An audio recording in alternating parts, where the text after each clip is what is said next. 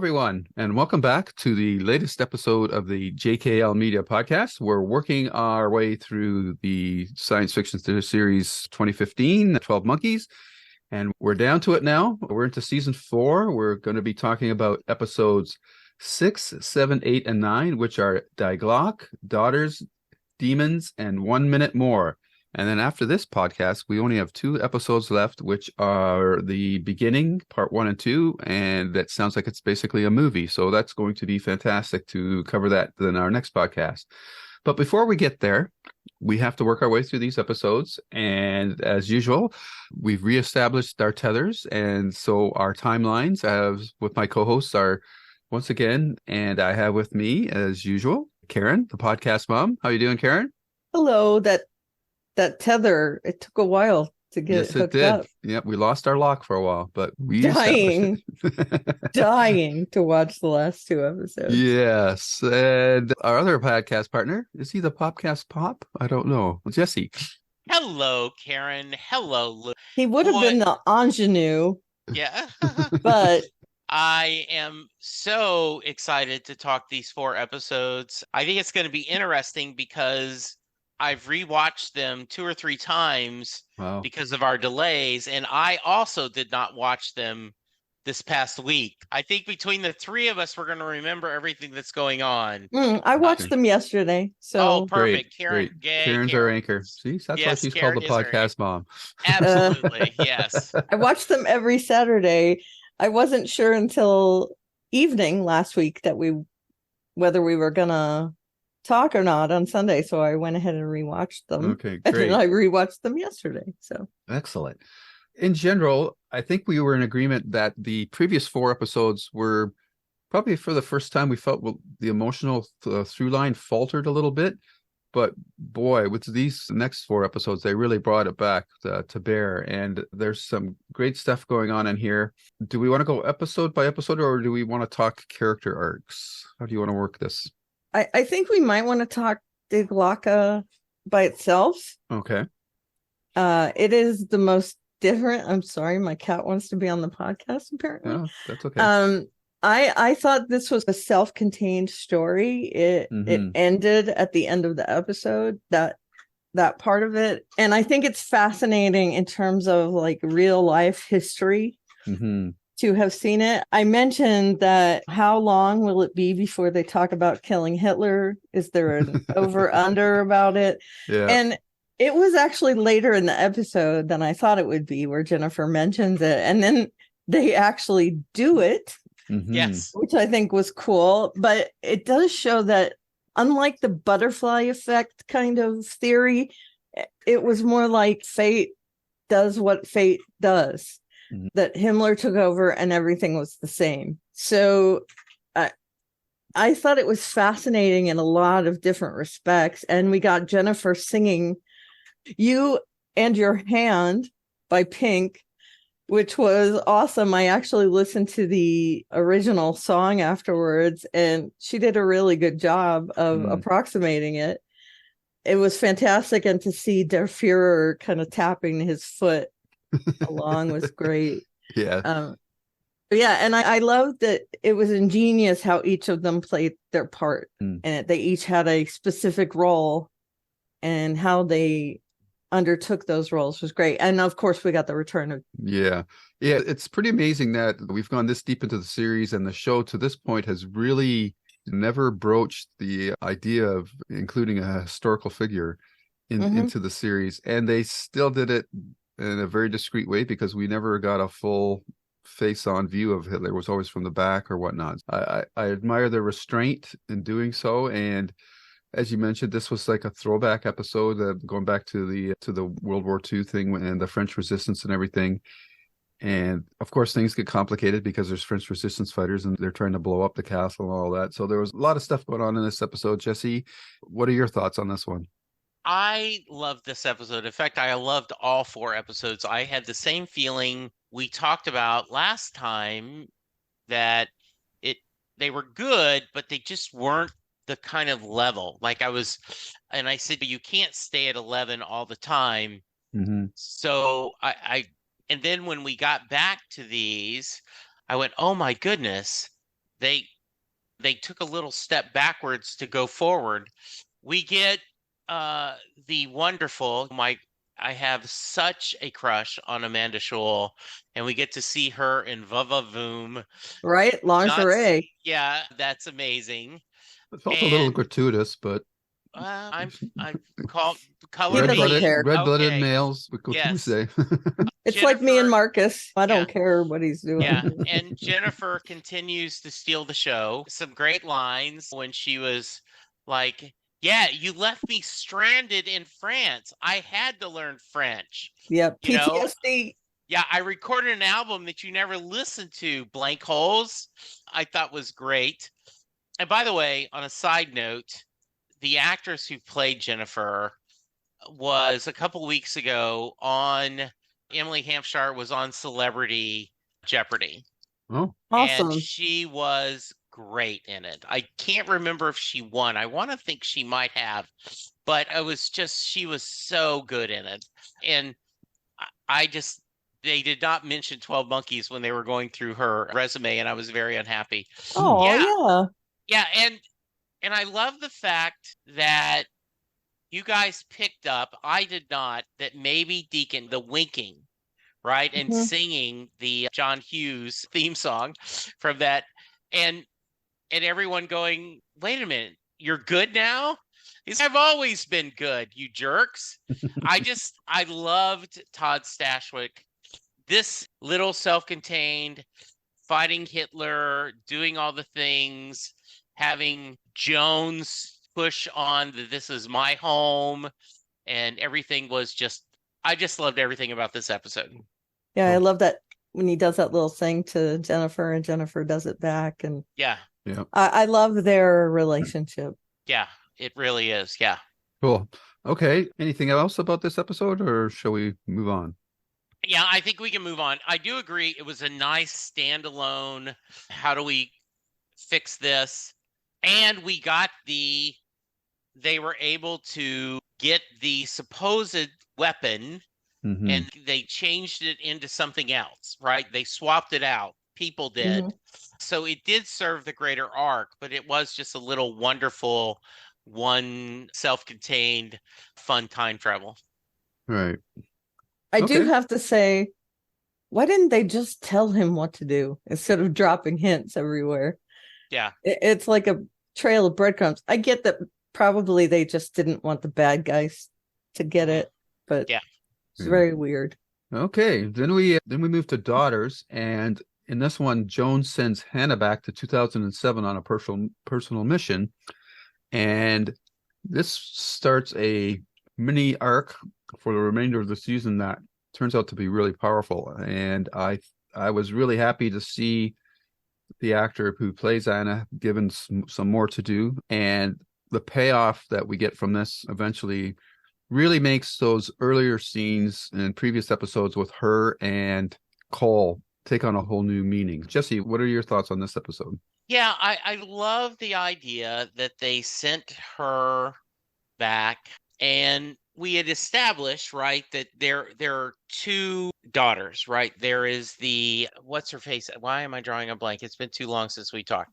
The Olivia's daughter and Katrina's daughter, right? Emma yeah, and Hannah. Emma and Hammond. And I love the storyline with them, how they combined go. We get a surprise reveal a couple episodes later, and I think they did a good job of at least from my end, hiding that reveal. Yeah, so this was it, and I like the idea that Hannah did get a normal life for a while, right? Because you think about it, she was raised by Jennifer's army, and then she's been in with our time traveling fortress, and to actually spend some time just in a normal situation, it was just really lovely, and I liked everything about that. Cool. Karen. Yeah, I gotta say that whole storyline between Emma and Hannah, that was so impactful. And honestly, I did not see that the culmination coming. when I thought it was going to be Emma, spoiler alert, that's Cole's mother, sorry. I just watched South Park. He's Cartman's mother and father. But I thought it was Emma and I was going to get mad. And then to realize that it wasn't, when he drives back up and says that she died and that, hey, you're whatever her name was supposed to be. I can't remember. Marion? Was that it? Says Marion. And she takes the mantle. She knows that she's going to have to be Cole's mother. That part was heart-wrenching. And then the letter she writes to Cole and she reads it in a voiceover. Wow. I got super choked up and teary all 3 times that I watched this episode. I got choked up watching it. And that storyline was so crazy good. And then realizing that he's been working with his grandmother this whole time. Yeah. And that it really adds another layer to those characters that Hannah didn't know until now that she was going to be Cole's mother. But it's like in those several years where she lived a normal life and had a child with Cole's father and had this relationship, she was markedly changed. And I also loved the scene where the 3 of them are sitting around a table and they're telling Hannah that she's going to end up dying for Cole and letting her make her own decision. The fact that Hannah does it, that shows how solidly her belief in this whole mission is and how important Cole is. And I just love that. And also they talk about For Whom the Bell Tolls, which is, I don't know if you guys have read it. John Donne wrote it. The meaning of it is, and I'll read this little snippet. In Donne's essay, For Whom Does the Bell Toll? Is the imaginary question of a man who hears a funeral bell and asks about the person who has died. Donne's answer to this question is that because none of us stands alone in the world, each human death affects all of us. Every funeral bell, therefore, tolls for thee. And that, even just that little story beat means so much. This was just, we had that whole, in the last 4 episodes, Cassie wasn't acting like Cassie. Deacon wasn't acting like Deacon. It was just a letdown. And for these 4 episodes, ramping it up, I would say to 15, not just 11. I loved these. I loved them going back to medieval times, them having these connections with other people. And I guess we'll talk about the medieval thing in a minute, but wow, just so good. Yeah. The other thing is I love the difference between Olivia and Emma and Katerina and Hannah's relationship, right? Olivia just thinks of Emma as a tool. And similar to, and Olivia was not very kind to her mother. We saw that where her mother was actually starting to worry and to think about, is this the right situation? And Olivia is totally focused on whatever her end goal is. And if I have any quibble, it's that I don't understand why Olivia is so interested in the Red Forest. I see other people wanting their version of a heaven where you never lose anyone, but it almost gets her, she wants it because she's supposed to want it. Yeah, I think that's part of it. And I think it's a little bit of a power trip. And I also noticed that there's a serious theme of nature versus nurture, where Olivia's been with the Army of the 12 Monkeys for her entire life. And so she is detached from reality, whereas her daughter, her mother, Hannah, they're all examples of, they had a life that was normal, at least for a brief period of time. Emma worked for the Joneses. Her mother had a life where she had a child and all that. And Hannah, of course, we see that she goes back in time and lives quite a few years in the real world, quote unquote. And it really shows how that turns you into a different person in this universe. For sure. And I'll just reiterate, I loved how the episode handled the misdirect of making you believe for up until the last 3/4 of the episode that Emma was the mother instead of Hannah. I thought that was really well done. And again, it just really adds to those earlier scenes that Hannah and Cole had together. And now when if you ever rewatch those episodes, you're gonna look at them in an entirely different way, which is really cool. All right, so let's move on to demons, and this one is tragic in another way because of what happens to one character, and the whole going back into medieval times is pretty cool in itself. And we revisit the scene with the monks, or whatever you want to call them, which was interesting, and we got to see that play out in a slightly different manner. But yeah, it all seems like they've taken that artifact that they got from the previous episodes, and now they're finally going to use it. And you're assuming that it's going to correct the problem that they've been trying to fix all along, but it doesn't. Karen, what did you think about demons? And I know that you're going to be really torn up about one thing that happened in this episode. Definitely. Yeah, near the end, I was quite upset. Although I would like to think, I'm keeping in mind that in time travel shows, when they wrap things up, and they knew they were going to wrap things up in these last 2 episodes, some things are reversed. So I take a little bit of comfort in that. I loved almost everything about that medieval episode. I like that old Jennifer comes back to new Jennifer, calls her egg, which was awesome. And through them talking to each other, we keep seeing flashes of that knife being Deacon giving her his knife. And we realize that once that happens, there's some significance to it. It shows the bond between the two characters. And him saying, I'm going to want that back, was made even more poignant when he was dispatched later in the episode, and in such a horrible and brutal way. And we see Jennifer's reaction to it. It was just, it was wrenching. And then her also planting that seed that they need to fix the vest, the time travel vest, and that, hey, we know why they do it, so Cole can survive at the last minute and also rescue his compatriots. And the fact that Olivia is just so incredibly evil to completely destroy that sanctuary. And I think it's notable that it was a sanctuary that was turned into a demon thing, and then again made into a sanctuary that was destroyed by a demon thing, which doesn't allow them to go back and save Deacon. And it was, I hate that.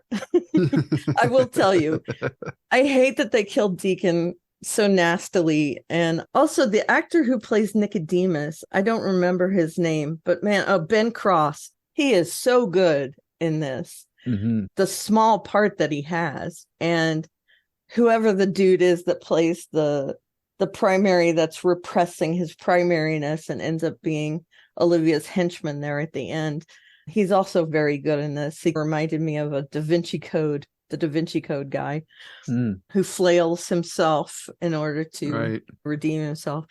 I just, that storyline back in England was great. And also the costuming, those leather outfits, I loved them.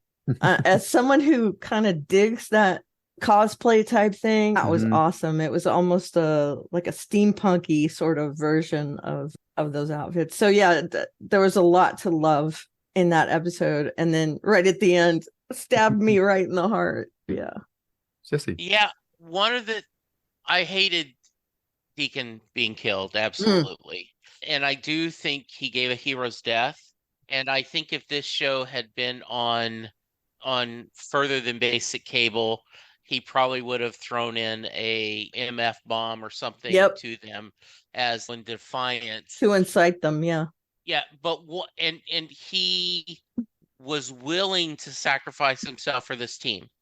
Absolutely no doubt. And I love the difference of Cole. I've got to go back and get Deacon. Like in the past, like it's too late. Yep. You know, they've left him to die too many times. And this time Cole is obviously he helps Cassie and Jennifer and Jones, but he was going back. And then because Olivia's destroying that, you can't. I hope we get in a world of reset him back somehow. But I think I've loved that actor. He was easy one of the best parts of the final season of Picard. And him on this has truly been that scene. And once again, it turned him around as a character when they tried to kill him. And when he came back bloodied and good on y'all. Yeah. That's what I would have done too. Yeah. Anyone got any whiskey? Huge respect. Yeah. Yeah. And it just, I love the fact, I don't love that he died, but I love that there's consequences in this show. And I love that they gave him a good death, like in terms of Klingon, right? Today is a good day to die. I love that. Is he the Sean Bean of Terry Metalis projects? Is he always going to die? Hey, there you go. Wow, I love that. That is a great thought. Yeah, I really was happy with this. I agree with you. Seeing the different side of all these different, we've seen these images before and yes, I do get tired head sometimes of how everything, because like old Jennifer's, hey, remember you've jumped back to before I died, right? So it can be very confusing. And when we get to next episode where they're all sitting around the fire, you're like, okay, when is this exactly? But yeah, it was just a glorious, and I agree with you. They are setting up this in such a strong way. Yeah, I have high hopes. I will say, you have, what is it, tired head or what you said, but he does a good job of where you might be confused for a minute. He really does set the tone of where they're supposed to be. It wasn't long before you realize they were in 2043 or and I'm going to say this before we go on, but I can't stress it enough that these 4 episodes are really setting up something big. And I hope to God I'm not disappointed. Please. Yeah. You're not what? I'm not disappointed. Yeah. Okay. Yeah. Yeah. So I just want to touch on a point that Jesse made about Deacon. I'm still wondering how the show is going to pull off the finale and satisfy fans, bringing back characters like Ramsey. And I'm really surprised that he hasn't popped up at all. Maybe he'll show up in the final 2 episodes. And Deacon, these are the 2 characters that you want to come back and have a happy ending. Whether or not that's going to happen, I don't know. And we'll get into it. I'll discuss it a little bit more after we talk about the next episode. But I'm really curious to see what Cole is going to do, because he's been put through the ringer in these 4 episodes in various ways. And probably never more so than in the episode 9, 1 minute more, when he finds out who Hannah is, but then it's such a brief moment for him to try to process that. Jesse, what were your thoughts on 1 minute more? I was so sad, and I love the moral quandary. We started this to save people, and now then they're trying to say that we have to. Time travel is what saved the day, and the only reason there's time travel is because there's a plague. If there's no plague, there's no time travel, so things are even worse. So therefore, you can't make an omelet without breaking a few eggs. You can't have time out without X billions of people dying. And that quandary is so strong. But then when you throw in Olivia jumping from one person to another is so well done with the black eyes. It's so good visually. And to have Hannah save her son, because mothers do that. And the whole symmetry of, you saved my life, and now then I've saved you. And now then I feel, and I don't know how I'm going to find time, but I do know I need to rewatch. And like, when did Hannah know? Like in the earlier scene, she didn't know that he was going to be her son. And then so watching all this again and the idea that, and she really loved Cole's dad. But she had to leave because she was supposed to leave. Is makes this even sadder. But she said, I was always watching. I saw you when you met your brother. I saw you when this happened. I saw you in that. And the scene where they're all sitting there and Katrina, I'm going to die of radiation poisoning. And I've got to leap back, Hannah, to sacrifice myself to save you. And Cole, who doesn't know what he's going to do, he knows all this is on him, and somehow he may have to sacrifice himself. But we've got 1 minute more. You don't have to do now. We have a time machine, so whenever we need to go, we can go back to where we know. So let's sit by the fire, drink our drinks, and just be a grandmother, a mother, and a son for 1 minute more. Just broke my heart. Yeah. And I said, I'm getting choked up right now. How beautiful, and how this show, as many people who've watched it have told us, we are going to love it because it's as well done of wrapping up time loops as you can do. I do not know where they're going to go these last 2 episodes, but I can't wait to see what's going to happen. Karen. Yeah. I'm honestly so broken up about those relationships between the 3 of them. And I also meant to mention that I appreciate how Jones and Deacon talk to each other, where they realized that they were probably going to have to die in order for the mission to succeed. And it's also escalating. Their initial thought was, we got to kill one person to save billions. And now it's, we got to kill billions to save everyone. I just feel like that escalation, Cassie is having a hard time about it, as we saw that she's very torn about releasing the plague. But then she realizes, yeah, if I don't do it, then nothing, it'll be all for naught. And that she's talking to the tall man who we talked about in those last few episodes. His father said, you'll understand. And for a minute we thought, maybe, yeah, she's going to be on that side of things.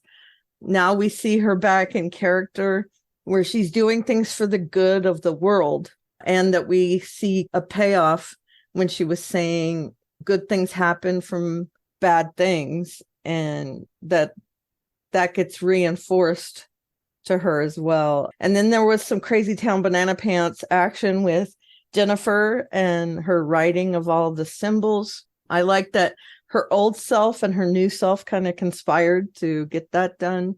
And they think that it's all of them jumping, and then the realization right at the end of the episode that Cole, it's just Cole's time jumps. And that if we eliminate all of Cole's time jumps, everything falls into place, which means the demon is Cole.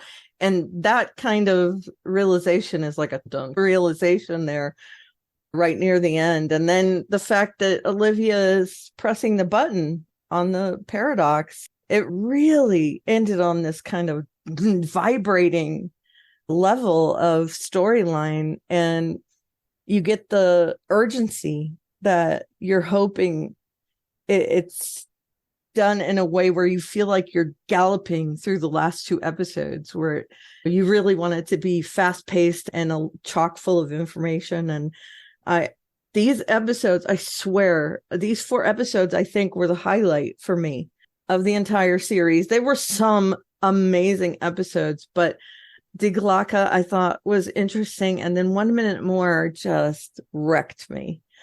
And Demons, we get the whole Deacon thing with him. And, just an amazing show. I'm so glad we watched it. And they've done such a good job of building up everything. Just one plot line at a time. And I just would not have seen all this coming. Right? In fact, we talked just a few episodes. Okay, who's going to be Cole's mother? And did any of us pick? Nope. Okay. No, it's so incongruous because of her age, and it's just something we wouldn't have in our mind. But but comes when with it time travel. happens, yeah, but when it happens, it totally makes sense. It clicks. Yeah. Yeah. It's surprising but inevitable. Yeah. It's the way the best stories end, and that's definitely done here. And it's more finding out that Jones is his grandmother that's impactful. I think Hannah's great as his mother, but that has long-lasting repercussions. Because now every time you watch, if you rewatch the show, you're going to know right off the bat that's his grandmother. Like right, exactly. Had a whole totally different flavor to those scenes. And we've always mentioned that it felt like she had a special place in her heart for him, and we wondered why. Yeah. Right? Yeah. And especially given how crusty she was. Yeah. And she made unknown, but I think there was some where mothers say that they just knew it was their child when they looked at them. They get that kind of bond. Yeah. So, yeah. The one thing I was really waiting for was the scene with future Cole meeting present Cole, which we haven't got yet. So I assume that now maybe we won't even get that till the very last episode. Yeah. But that again is going to make that scene seem totally different. And Cole's mindset, like future Cole, let's just go off future of that scene. a-hole. Future a-hole, yeah. Which I love that, right? Yeah, he's been put through the ringer. And now with this Hannah revelation and her passing, when he goes into that lobby to talk to his younger version, my God, what's going through his head at that? Like that scene could be like the last scene before he makes his final big play. Like that, and so that's going to be so powerful to see that. Yeah, and we had no idea, no clue when we saw that scene from young Cole's perspective, how much he was going to have to go through before. And where's Hannah's head? No, not Hannah.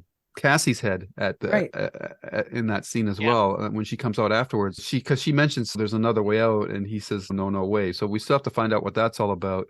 But the setup for these final 2 episodes now is somehow Cole has to close the loop. If he's removing himself, if he has to remove himself from all those jumps, like how far is that going to go? Is he going to become totally removed from the timeline altogether? I don't know how that's going to play out. Like, and it's got that grandfather paradox thing set up too, because if he undoes all that things, how can his younger version do those things if he's undone them all? I'm going to be very curious to see how the show handles that. And yeah, Cole's in a totally different place now because he's lost so much. Cassie's come around, like you mentioned earlier, Karen, and she's back to where she was at the beginning, I think, but not totally. I think she's more a little jaded. Yeah, she's more jaded, and she's pretty good at hand-to-hand combat now too. So there's that as well.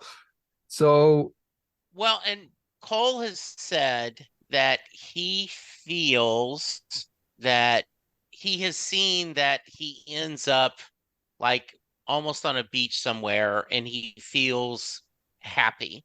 And he's and I don't think I could be that way if you weren't in my life. And she's that's just you. That's just wish fulfillment. Right. I like to think, though, that it is that somehow through all this splintering, he has gotten an idea of the future.